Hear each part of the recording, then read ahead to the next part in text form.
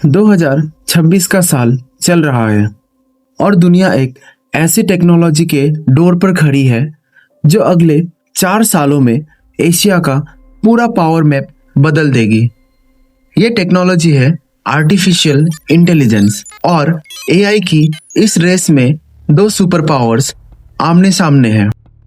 एक तरफ चाइना जिसने एआई को अपना सबसे बड़ा वेपन बना दिया है और दूसरी तरफ इंडिया जिसका डिजिटल रेवोल्यूशन अब ग्लोबल स्टेज पर इफेक्ट डालना शुरू कर चुका है।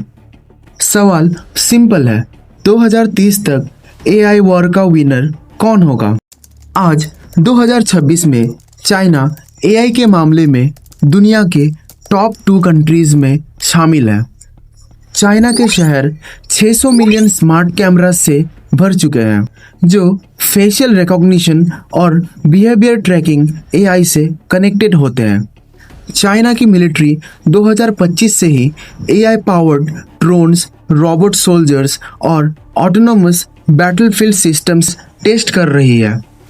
उनका एम सिंपल है, एआई के थ्रू एशिया को कंट्रोल करो।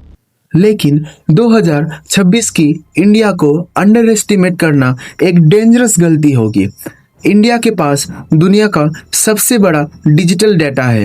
यूपीआई, आधार, ओएनडीसी, डिजिटल हेल्थ मिशन, ये सब एआई डेवलपमेंट का बेस बन रहा है। 2026 तक इंडिया में 1000+ एआई स्टार्टअप्स हो चुके हैं और सबसे बड़ा एडवांटेज इंडिया की यंग पॉपुलेशन जो एआई रेवोल्यूशन का इंजन बन सकती है। जहां चाइना एजिंग क्राइसिस फेस कर रहा है, इंडिया एआई के लिए परफेक्ट डेमोग्राफिक स्टेज पर खड़ा है। एआई का सबसे डेंजरस हिस्सा मिलिट्री एआई है। फ्यूचर वॉर्स ड्रोन्स और रोबोट्स डिसाइड करेंगे, सोल्जर्स नहीं। चाइना ने 2025 में अपना लार्जेस्ट ड्रोन स्वॉर्म टेस्ट किया। 100 ड्रोन्स एक साथ ऑटोमेटेड अटैक पैटर्न फॉलो करते हैं, लेकिन इंडिया भी फास्ट पेस पर बढ़ रही है। डीआरडीओ, प्राइवेट डिफेंस स्टार्टअप्स और आईआईटी बेस्ड एआई लैब्स मिलकर AI powered surveillance, anti drone systems और satellite based AI tracking develop कर रहा है। यानी 2030 की वॉर एल्गोरिदम से जीती जाएगी, ना कि बुलेट से। 2026 में एक चीज बहुत क्लियर होती जा रही है, एआई रेस सिर्फ टेक्नोलॉजी की रेस नहीं, ग्लोबल अलायंस की रेस भी है।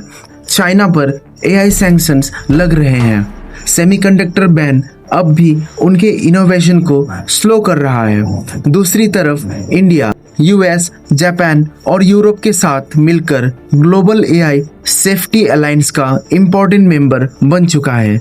यानी चाइना एआई डेवलप करेगा, लेकिन इंडिया एआई को दुनिया में एक्सेप्ट करवा सकता है।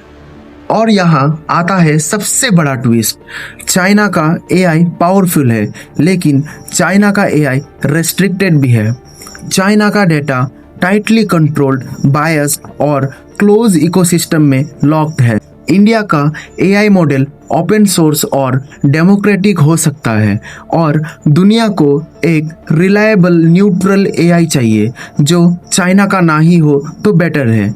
यानी एआई वॉर में चाइना बनाएगा ज़्यादा, पर ग्लोबल एडॉप्शन इंडिया का हो सकता है। तो फिर 2030 तक कौन जीतेगा एआई वॉर?